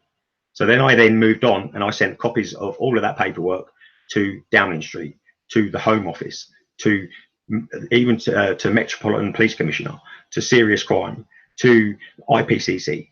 Every one of them had it. Every one of them just sent me a reply passing it from, we don't deal with this, so we're going to pass it to that. Well, sorry about your experiences, but we don't deal with this, and we'll pass it on to that. Do you know where it fucking ended up? I mean, this is a claim of 20 odd years of persecution against Kent County Constabulary, and it fucking ended up on the desk of the Chief Inspector of Kent County Constabulary. Now, you tell me. That seems to that's another part of it, isn't it? Though the psychological thing is the stonewalling you get with people. I know I had we discussed it on Sunday night, but I had an experience with South Yorkshire Police and involving David Beckham a few years ago. Well, 14 years ago, I think it is now. Have you actually made the information public? The information is public, yeah. The information is public, yeah. There's if I did have a website, but it got taken away. Well, it weren't goldenballs.com. The funny thing is that after that I went on the TV show Golden Balls. I did. I've been on a couple of them quiz shows. I went on Golden Balls. And I've been on Weakest Link as well. So if anyone wants to find that, I think it was about 2008 or something. But yeah, they stonewall you everywhere. Every you know, you can't get anything done. A judge can make an order, and we know this from our experiences. We've got we have regular guests on here. They come on once a year around about, who are the campaign for Jeremy Bamber. You know, the Jeremy Bamber, Essex murder. He's in prison. He's been in prison for 30 odd years. He was convicted of slaughtering his entire family, even though there is masses and masses of evidence that contradict the proceedings. That contradict what the police say happened, and also it was general. It was at the time, for 6 weeks, it was thought that it was a murder-suicide by his sister. His mum and dad were killed. His sister's children were killed, and they actually nailed it on Jeremy. But you know, there's masses of evidence, and there's stuff that the police are not disclosing. They won't disclose it, even though there's court orders in place. And this is what you're up against, because there are all these documents and things, and if they don't want to, they just won't. When it comes down to some of the stuff they're doing within the targeting program, there's no way that they would want this sort of information. You know, I know hundreds of, and there is literally in the hundreds of victims of this program that are dealing with the B2K system. You know, they've got fucking idiot operators chatting shit into their head all day, every waking moment. That's if they're not getting sleep deprived, which is another tactic that they use. How they do that, I really don't know. Maybe that's got something to do with frequencies or what have you. I was doing a little bit of research on a Google patent. But since 1991, there's actually been a device that was invented and patented by Google called the US Mind Control Patent. I've got the number somewhere. And it's actually a frequency that they've actually got now, and they can put through most media type phones, laptops, TVs, radios, where they can actually send you to sleep and wake you up at the push of a button. Well, Samsung. That's been active since 1991. Samsung are promoting a new television at the moment that if you want to experience a certain program, film, documentary, whatever, as if you've never seen it before, it will send out a frequency that will allow your mind to erase the thoughts on feelings of watching that, and you will experience it for the first time. That is now open and being blatantly put forward as a good thing, as all the technology is. Smart meters, oh, it's a great thing. Oh, hey, it's cold tonight, we're on our way home. Let's get the house warm. Get on your phone. If you look at it from a different perspective, you know, people that most people are even unaware, on the market, on the commercial market now, there are like kids' toys, right? Helicopters, little floating balls that you control with your fucking mind. Yeah, because it's a frequency. That's all it is. Put a headset on, and you fly that helicopter by telling that helicopter that you want it to fly through your mind. You can buy them for like £100. Yeah, all frequencies. That's pretty amazing, Shane. And once again, thanks to the chat room, because I mentioned the lady who'd been sectioned for going to see a doctor about the 5G. And Joan has found me a link, and she's actually been interviewed live from the hospital tonight, believe it or not, on the Rich Allen show. And if I can just read out a few months back.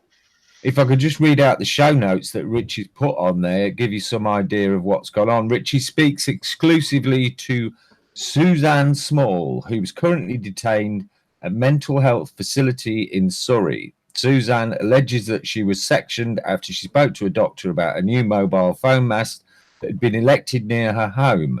She told the doctor she began to feel unwell around the time that the mast was erected. She also presented the doctor with evidence that radiation from mobile phone masts is harmful and that 5G is going to be devastating to our health. So there we go. I could go from saying that's hearsay now to at least we've got another independent source. I'll tell you what, there's some very, very dark days ahead, not only in this country, but for humanity as a whole, mate. Seriously. And people just, and they're not going to be prepared for it. Well, you've seen that, Andy, haven't you, with Mark Steele now? He's been gagged. They've put a gagging order on him because of that court case that's going on over in Gateshead. They already are pushing that 5G frequency and network. People have got to understand that the soup that we live in, these frequencies that we're sat in, it destroys everything, DNA, everything. It's, you know, if you don't care about yourself, at least think about your kids or your grandkids. That's what it's all about, isn't it? It's the children. Yes. And I don't know whether you've noticed, but you must have noticed as well as I have. I mean, over the past sort of 10, 20 years, I mean, masculinity seems to have been under some kind of fucking weird attack. Because most shut up. I'm not going to say Jason might have jumped in there. Transgender arms, are you, Shane? Pardon? You're not having to go at Jason's transgender arms. That's what Robert looked like in the chat. But all of this sort of stuff. I mean, you can look at. I mean, if you want to go out, it all depends how deep you want to go. But you can. There's reports and information out there about how they're putting estrogen in all sorts of things these days. In your tin food, in your consumables, in your toiletries and all that sort of stuff. Now, estrogen's a female hormone. Now, why has a few generations of the British fucking public turned into a bunch of Andy Pandy type people? People who need safe places, somewhere safe to go and sit. You know, Alex Jones is even talking about turning the freaking frogs gay. All this stuff is there. It's all being pushed.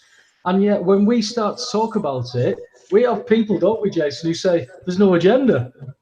But at the end of the day, these people, I mean, these people are doing what's natural for them. I mean, they do it. I mean, they're becoming these transgenders and homosexuals and gays and all that sort of stuff because it's something that's affecting them. It's something in them. Right, some say they're born with it, but I think there's a lot of evidence out there that proves that the establishment has been causing problems like this for fucking decades. it's an absolute mess. And when you put the PC stuff on top of that, it's very hard to debate any of it. But I work with and I'm friends with a lot of gay people, and so I was talking to a girl who's a lesbian, and I said, "Listen, I've read an article about the LGBTQ PVS, whatever we're up to, movement, who've brought a safe sex manual out. Now, what they're saying is that the term vagina, the scientific term vagina, is genderizing a person. So they don't want that. And they would like to refer to it as a front hole." And I told this to my friend, and she looked at me like this, and she went, "What are those fucking lesbians fucking doing?" She went mad. Yeah. I said, "Well, there's the article." And she went, "I cannot believe it." She says, "This is why we have so much," and she started going on and telling me about, this is why, you know, lesbians, gays have all this trouble, because this is being pushed. You've also got like the transgender, even though there's no agenda, being pushed over, like the likes of Canada, what Jordan Peterson got involved in, where they were trying to pass it as law that you had to, by law, refer to somebody as a chosen as a chosen pronoun. You know that teachers in this country now get training on teachers that teach under 12s get a special training course to identify gender confusion in their 12-year-old and unders. Now, let me tell you though, Shane, that is starting from down south, and it's starting to creep up, because I'm up north. None of that shit is happening up here. I see it all happening down south, and it's coming. Yeah, it's coming, mate. You've got drag queens. You've got drag queens talking to children about cartoon stories. And look, these are superheroes. Yeah. These are 3 gay superheroes. Yeah. You could be a superhero. You could be a transgender superhero. Yeah, you're telling 5-year-old kids. Yeah. I didn't know what bike I wanted to fucking play on, or what car I wanted to play with. Never mind what sex. We were out making camps and stuff in the woods. You know, fishing, scrumping. You know, no, they're being taught. Getting chased by the farmer because we're nicking his cherries and stuff. You know what I mean? On a more positive note, I noticed tonight. I went out on my Spaz chariot to the shop, and I bumped into this guy and his 3 kids, and one of the kids had got a box, and they were collecting conkers. And I said, there's a tree not far down there that's always got conkers on, because I said to him, I said, you know, I used to, when we were kids, a conker tree didn't have any conkers on it. As soon as they were ripe, they were gone. You would throw in stuff up. I even had a mate who fell out of a tree and on his head, and we're in hospital for a couple of months. My younger brother did as well.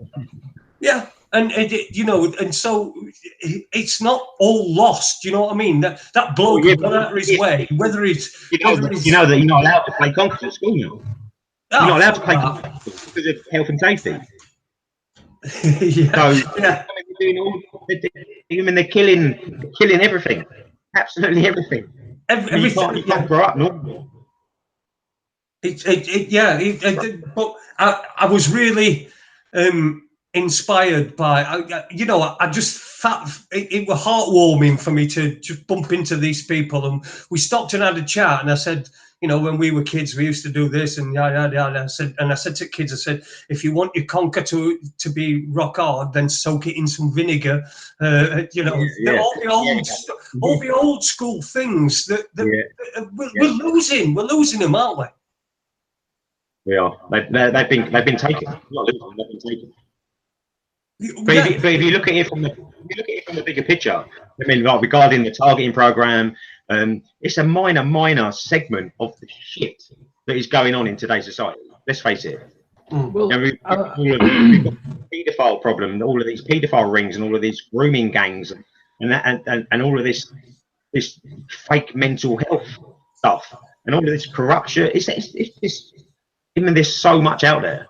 It's just, I mean, where the fuck do you start with it? There's an article Well, I was on reading another note, about. I took my dog out this morning. My wife's gone back to work for the first time since this amputation, and so I've been on my own. And I took my dog out again on my mobility. Shall I call it I'll be PC and call it my mobility scooter, but it's my spaz wagon really.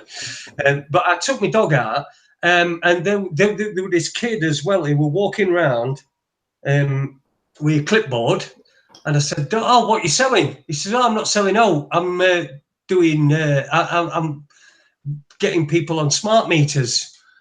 I said, "Smart meters." He said, "Yeah." I said, "You don't want one of them, mate." He says, "Oh no, I've already got one." I said, "There, you don't want one of them. The radio, nothing." I said, "It's because you've got a smart meter that you've been able to, it's because you've got a smart meter that you're actually saying that there's no bad things about smart meters." You know what I mean? And he. Well, I saw him a couple of times. In fact, I saw him both occasions when I took Watson for a walk and when I went to the shop to get some garlic bread. If I wish somebody would like do a comedy routine about that. Who done that? Was it garlic bread? Who done that? What comedian done that? I can't say his name. Oh, right. But I remember, yeah, Paddy something, wasn't it? Peter Kay. Oh, no, I remember seeing a comedian talking about garlic bread. It was a little short fat bloke, wasn't it? Yeah, I can't remember his name. Peter Kay. Peter Kay. Yeah, back on topic. Yeah, do you know what I mean? What we need bastard is. Sorry. Finished.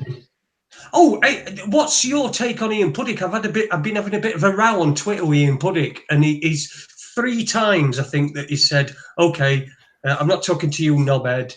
Blocked.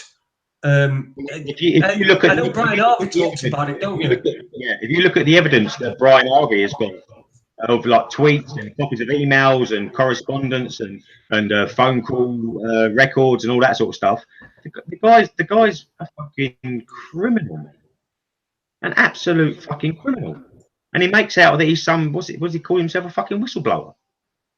Well, I don't understand. Maybe. I had a 3-hour conversation with him last year. I had a 3-hour phone conversation with Ian Puddick last year. What did you make of it? He did was, to be fair, mate, all he did was talk about the courts and how corrupt they were and listen to what I was talking about with what I'd gone through. He was telling me what he'd gone through. As I say, I can only like take him on what I can only judge him on what he was with me. Oh, yeah. Obviously, he's not tried to set me up or anything like that as yet. But the fact is, I have a phone call with Tom Crawford. I don't know if do you know Tom Crawford? Yeah, that name rings a bell. Yeah, Tom Crawford. He rings me. I'm having a chat with him about utilities, and he says, "Hey, me and Guy Taylor have just phoned up MI5 and reported Nottinghamshire Council for terrorism." I went, "On this phone that you're ringing me on, you just rang MI5 and reported terrorism?" He went, "Yeah." I went, "Cheers, Tom." That's why my phone's clicking now, is it then? All right. Well, I've sent a job application in the past. This is a piss take. Yeah, like I said, I spoke with Ian, and it was all. There was nothing nefarious about it. Let's just say that it was a plain. What you got to understand is, these people are fucking slippery. They are trying to keep everything covered over and controlled. Ultimately, this is what it's all about. It's about control. Of course, I would concede that. Yeah, I'd concede that that is a possibility because I'm not closed off to anything. But that is why then I've said, "Oh, okay, we've had John Wedger on the show. I've tried to get in touch with Brian Harvey through Eddie is okay and through Red Pill Phil. Yeah. Eddie is okay has kind of said, "Hiya, Paul, mate," but he's not got back to me. Another girl, I think her name was Christina Hart.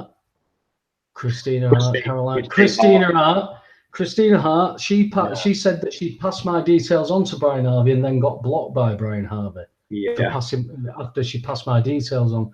Now, my questions are, when John Wedger come on again with Ian Puddick, John Wedger's he's telling everybody police are covering this up, blah, blah, blah. He's blowing whistles. Yeah. He is blowing whistles. He's telling you what is going on. The people that are surrounding him now, and like Brian Harvey said, Bill Maloney disappeared for a while. Now he's come back and he's round John Wedger, and John Wedger, John Wedger has said this is a good man and blah, blah, blah. I can only take John at his word for that. I don't know John from Adam. I can't judge him like that. And it's his actions. He's doing stuff that is showing that there's something rotten in the police. He's showing that. Now, if we then start to say Brian Harvey's pulled in for a certain reason, is it to like blow Brian Harvey up to make him look like this penis that has got mental health problems, that has blown all his money? Is it to show that?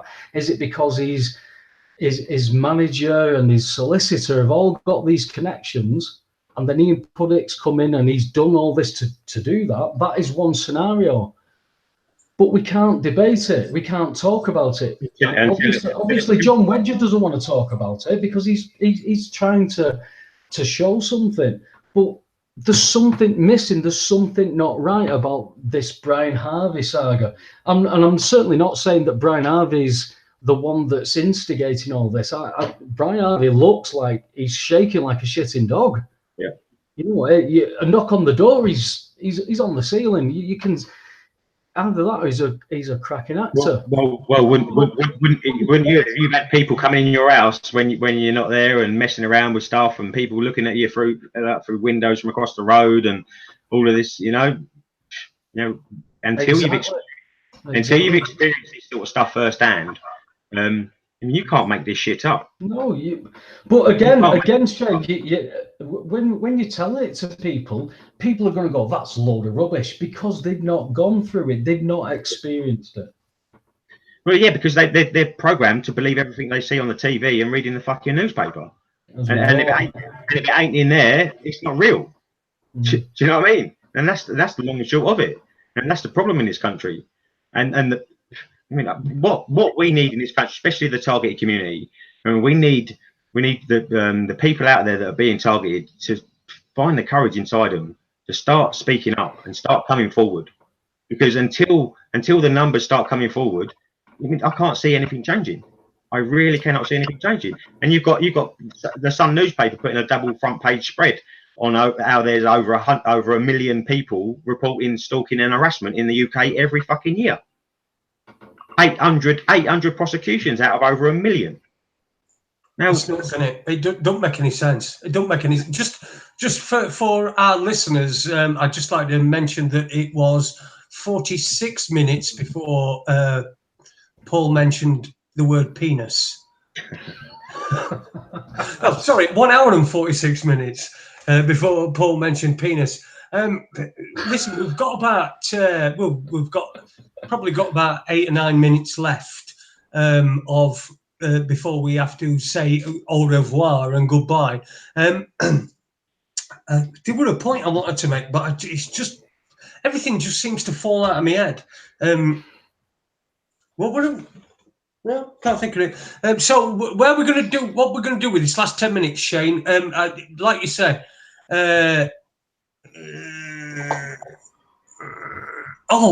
This is that's what I was going to say. Right, okay. I'm going to read one of the comments that Andy's put in the chat here. It's from Targeted in Ireland. It says they surround targeted people with perps and setups.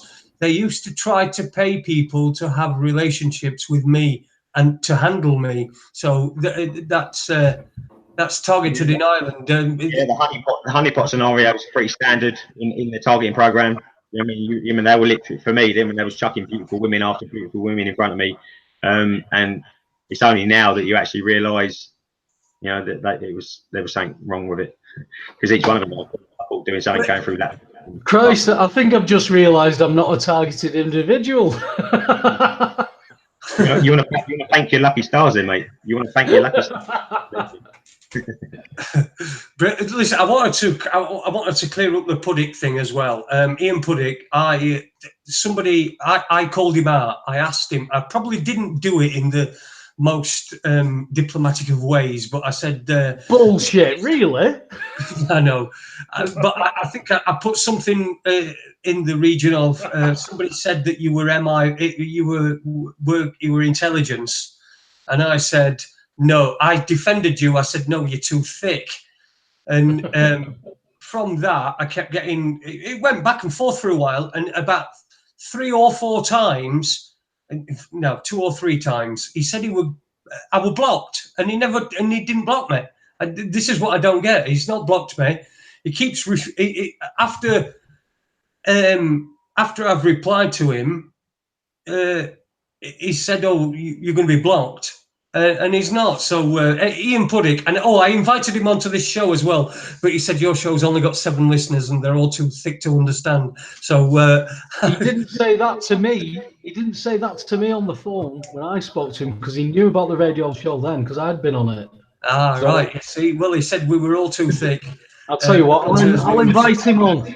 I'll invite him. I can only thank you for allowing me to come on the show. You know, I've done various interviews and shows with various people over, especially this past year. And for me, it's about. It doesn't matter how many viewers you've got. Don't matter how many subscribers you've got. If I can get my message out through your platform, then all I can do is from the bottom of my heart, thank you.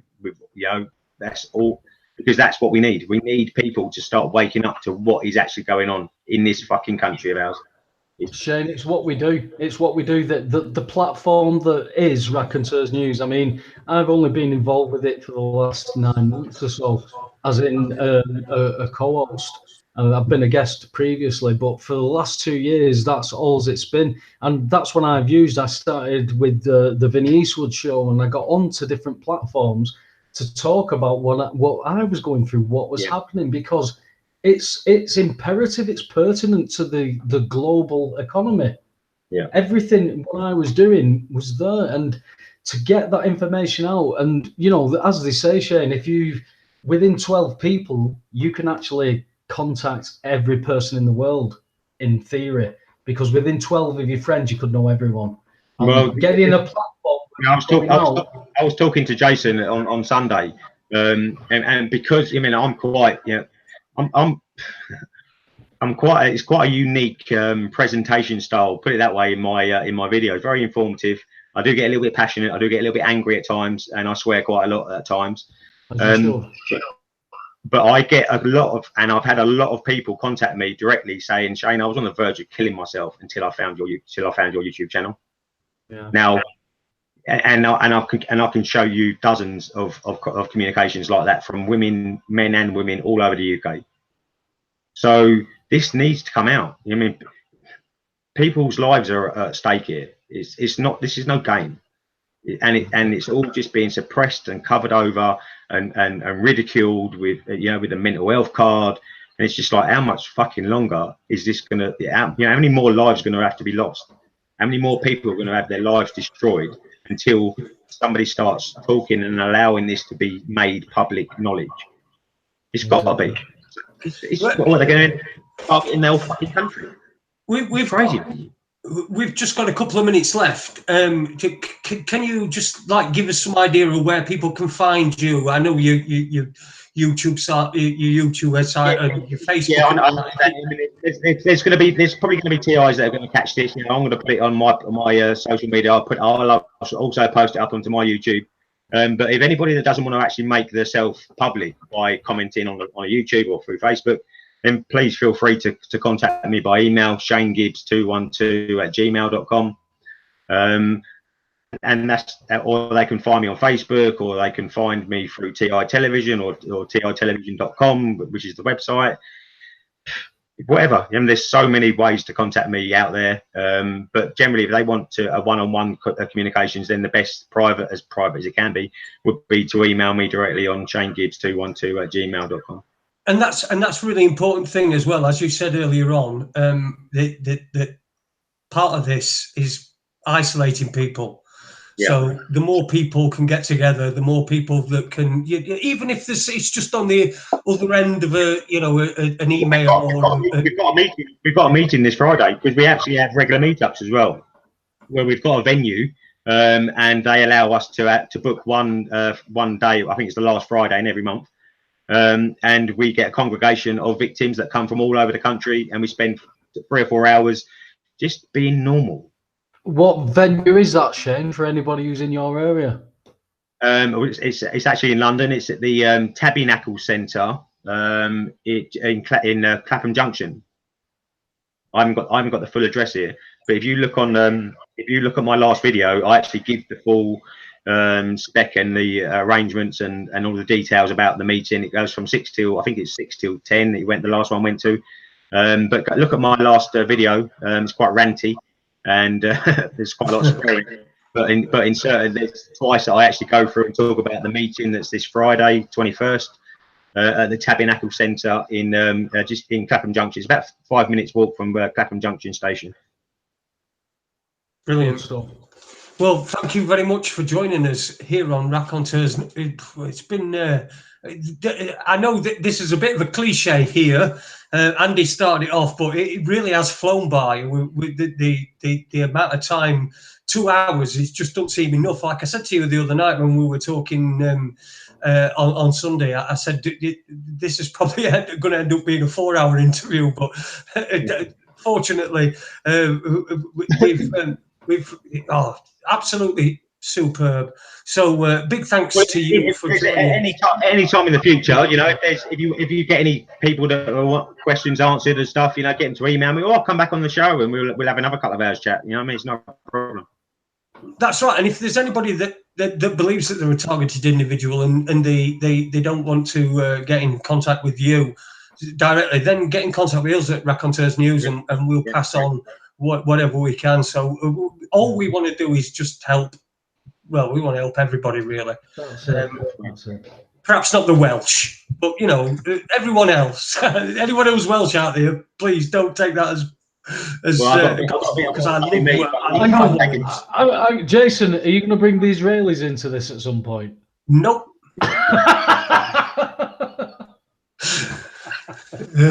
Okay, well, it's brilliant. Thank you very much for joining us, Shane. Thank you to you, Webby, and Andy as well. It's been a great show. Thanks to everyone in the chat room. We love all your comments. We love the interaction, and keep on. We get comments on YouTube as well afterwards, and keep them coming as well, because I think somebody asked me about Richie Allen last week, and if you look on. If you look on the YouTube, I did answer. So we're not aloof and above what we think. We're not above ourselves. So we'll see you next week, Monday and Tuesday. Back to Monday and Tuesday next week.